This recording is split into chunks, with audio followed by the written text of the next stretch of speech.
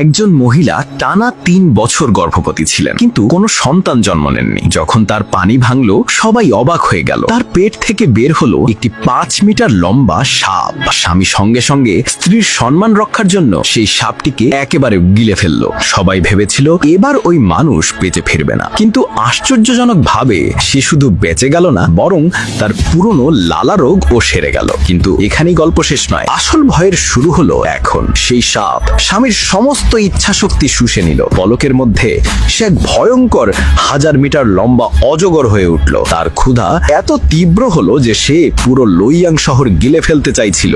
মহিলা আতঙ্কে জমে গেলেন। তিনি কখনো ভাবতেও পারেননি যে 3 বছর তার গর্ভে বেড়ে ওঠা সন্তান এভাবে দানব হয়ে যাবে। তার হৃদয় ভেঙে গেল। তিনি অনুভব করলেন এটি তাদের পূর্বপুরুষের সম্মান ও ধুলোয় মিশিয়ে দেবে। ভয় আর হতাশার মধ্যে তিনি এক সিদ্ধান্ত নিলেন। তিনি এবং তার স্বামী দুজনেই একসাথে মৃত্যুকে আলিঙ্গন করবেন। সেই মুহূর্তে স্বামী স্ত্রী আত্মাহুতি দিলেন। তাদের মৃত্যু হতেই অজগর ভীষণভাবে কেঁদে উঠল। সে দুঃখে ভেঙে পড়ল।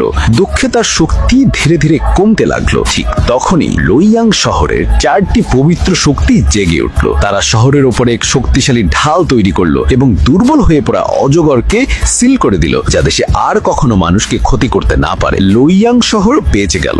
সবাই ভেবেছিল এবার বিপদ চিরতরে কেটে গেছে, কিন্তু